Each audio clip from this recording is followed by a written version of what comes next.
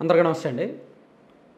జగన్మోహన్ రెడ్డి గారు ప్రమాణ స్వీకారం చేయడానికి వైఎస్ఆర్ కాంగ్రెస్ పార్టీ ఏర్పాట్లు మామూలుగా లేవు.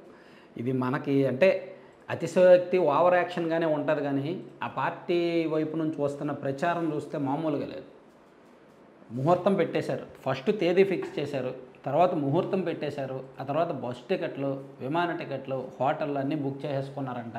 అఫ్కోర్స్ అవి ఖాళీగా ఉన్నాయిలే, అది వేరే మాట. ఇప్పుడు తాజాగా ఇవాళ పొద్దున్న నుంచి బయటకు వస్తున్న వార్త ఏంటి, మెనూ రెడీ అయింది. వైఎస్ఆర్ కాంగ్రెస్ పార్టీ సీఎం జగన్మోహన్ రెడ్డి గారి ప్రమాణ స్వీకారంలో వడ్డించబోయే మెనూ రెడీ అయిందనమాట. మెనూ చూడండి, మీకు చెప్తా. ఎంత విడ్డూరం అంటే జూన్ 9వ తారీఖున జగనన్న ముఖ్యమంత్రి ప్రమాణ స్వీకారానికి రాష్ట్ర వ్యాప్తంగా విచ్చేస్తున్న లక్షలాది మంది జగనన్న అభిమానులకు, వైసీపీ నాయకులకు, కార్యకర్తలకు ప్రత్యేకంగా వడ్డించనున్న వంటకాలు లిస్ట్ రెడీ చేసిన ఆహార కమిటీ అని అల్పాహారం, non vegetarian, breakfast items, lunch menu, non vegetarian lunch items అని చెప్పి ఆళ్ళ శ్రీనివాసరెడ్డి చైర్మన్ ఆహార విభాగం వైఎస్ జగన్మోహన్ రెడ్డి గారి ప్రమాణ స్వీకారోత్సవ ప్రోగ్రామ్ కమిటీ అని సోషల్ మీడియాలో ఒకటి విపరీతంగా వైరల్ చేశారు. దాదాపుగా అందులో ఒక 70-80 రకాల ఐటమ్స్ ఉన్నాయి. 70-80 రకాల ఐటమ్స్, ఫుడ్ ఐటమ్స్తో రెడీ చేశారు. మెనూ కూడా రెడీ చేశారు. మేబీ ఇది సోషల్ మీడియా వాళ్ళు క్రియేట్ చేసింది, నిజంగా వైసీపీ ఆఫీస్ నుంచి తయారైంది కాదు, వైసీపీ పెద్దలు చెప్తే తయారు చేసిన లిస్ట్ కాదు. మేబీ సోషల్ మీడియాలో ఎవరో ఆ ఉత్సాహం ఆపుకోలేక చేసి ఉంటారు.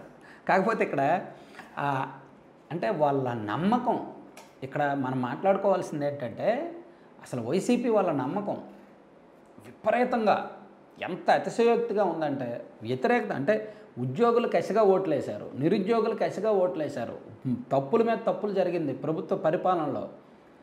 చాలా వర్గాలు వ్యతిరేకమయ్యాయి. ఇన్ని వర్గాలు వ్యతిరేకమైనా ఇంత ఎన్నడూ లేనటువంటి ఎన్నిక జరిగిన, రాత్రి 11, 12, 1 గంట వరకు లైన్లో నిల్చొని ఓట్లు వేసినా ఇది మాకు అనుకూలం, మేమే గెలుస్తున్నాం, కనీసం 105 సీట్లతో అయినా సీఎంగా జగన్మోహన్ రెడ్డి గారు ప్రమాణ స్వీకారం చేయడం తథ్యం అని ఏదైతే వైసీపీలో నమ్మకం ఉందో ఆ నమ్మకం ప్రతి రాజకీయ పార్టీకి ఉండాలి.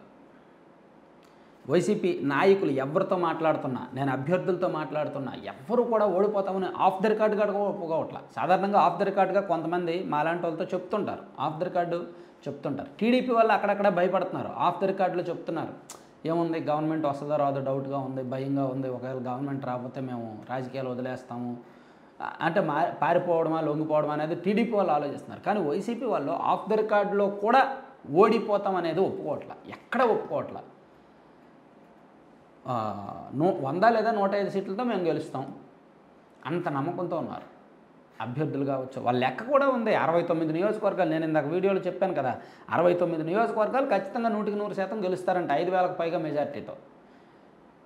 ఒక 51 నియోజకవర్గాలు పూర్తిగా ఓడిపోతారంట, కంప్లీట్గా గెలిచే అవకాశం లేదంట. ఒక 55 నియోజకవర్గాలు బాగా టఫ్ ఫైట్ ఉందంట. ఆ టఫ్ ఫైట్ ఉన్న వాటిల్లో 55లో కనీసం 40 సీట్లు మేము గెలుస్తాము, 30 నుంచి 40 సీట్లు గెలిచినా మేము గవర్నమెంట్ ఏర్పాటు చేయడం ఖాయం అనే లెక్కల్లో ఉన్నారనమాట.